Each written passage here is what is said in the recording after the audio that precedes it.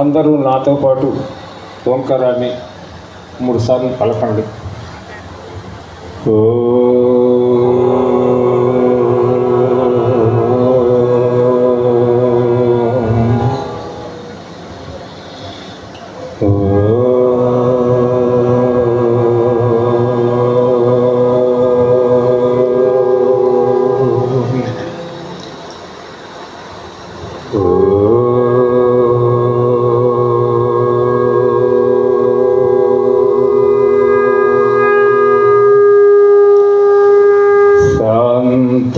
శాంతి శాంతి.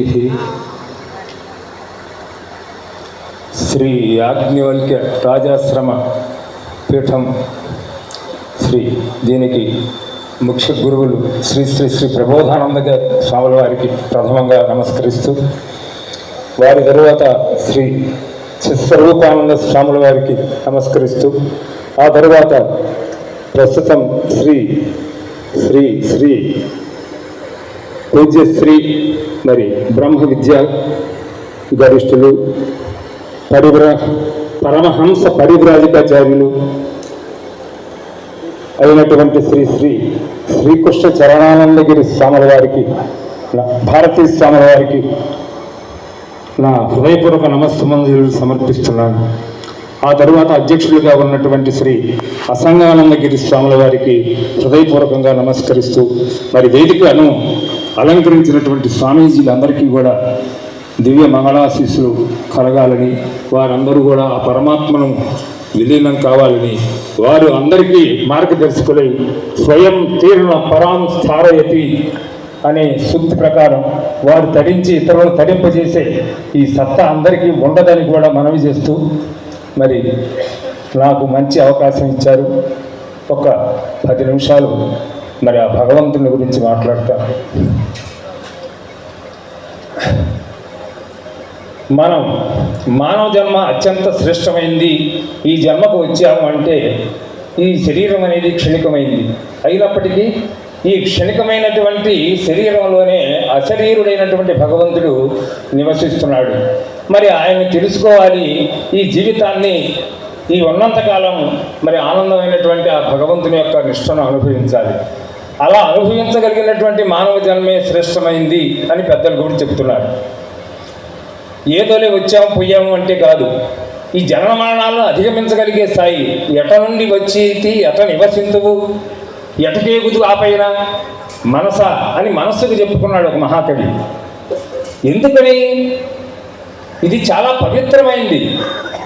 మరి మహా ఆదిశంకరుల వారు దుర్లభం త్రయమేవైతత్తు దైవానుగ్రహ హేతుకం మనుష్యత్వం ముముక్షుత్వం మహాపురుష సంశ్రయ అని ఎంతో కొనియాడాడు మానవ జన్మం గురించి. దేనికి అలా చెప్పాడు?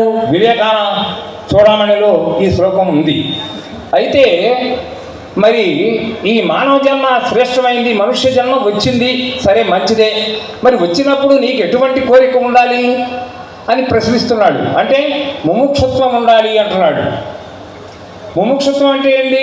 నేను ఈ శరీరం ఉన్నంతలోనే నేను ఆ పరమాత్మలో విలీనం కావాలి, జీవన్ముక్తిని సాధించుకోవాలి. శరీరం ఆద్యం ఖలు ధర్మ సాధనం అని చెప్తా ఉంది. మరి దాని అర్థం ఏంటంటే నువ్వు ధర్మం సాధించుకోవటమే, అంటే నిన్ను నువ్వు తెలుసుకోవటం, ఆ పరమాత్మలో విలీనం కావడం. చెడుగని అనిపించినతో విడదగు 100 వేలైనన్ అడిగి కొనదగును మంచిని నడవడికివి సుజన లక్షణములు సుకృతి. ఈ పద్యాలన్నీ నాచార్య పలికిచ్చాడు. తప్పేయో ఒప్పేయో ఎప్పుడు తనకంతరాత్మ ఎరిగించు, అటన్ చొప్పడిన ఎరుక నడవక నిప్పును తా కొంగుగట్ట నెంచుట సుకృతి. ఇచ్చదనని వాకృచ్చడి ఇచ్చకమున దాత ఎవనే ఎచ్చటదా వాకృచ్చక వేడిన పేదకు ఇచ్చి పణుపువాడే ధనదుడు ఎన్నగ సుకృతి. పరహితమై ఫలించును పరహితమై పారుచుండు పాలను పిండును తరువులు నదులను గోవులు పరహిత పరమార్థమెరిగి బ్రతుకుము సుకృతి. ఇలాంటి పద్యాలు నాకు ఆ భగవంతుడు ఇచ్చాడు. ఇప్పుడు స్వామివారు అన్నట్లుగా నేనే ఛందస్సు నేర్చుకున్నది కాదు, నా జన్మతహా నాకు ఈ కవిత్వం వచ్చింది. దాని ద్వారానే నేను భగవద్గీతకు అనువాదం కూడా చెప్పగలిగాను. దానికి నాకు మంచి గురువు ఎవరంటే డాక్టర్ సూరం శ్రీనివాసులు గారు. వారు తెలుగు అకాడమీలో మహాభారతాన్ని అనువదించి 18 పర్వాలు 18 పురాణాలు ఆయన అనువాదం చేశారు. ఆ మహనీయుడు స్నేహం నాకు ఏర్పడి నాకు ఆ దారి ఏర్పడింది. లేకపోతే నాకు కూడా ఆ దారి రాదు. ఎందుకంటే నీ స్నేహితుడు ఎవడో చెప్పాయా నిన్ను గురించి చెబుతానంటాడు ఎవరైనా.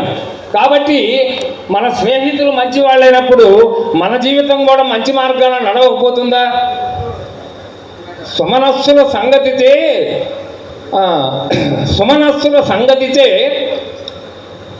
మంచి వాళ్ళు అవుతారు. ఎందుకంటే సుమనస్సు అంటే మంచి మనస్సు కలిగిన వాళ్ళు.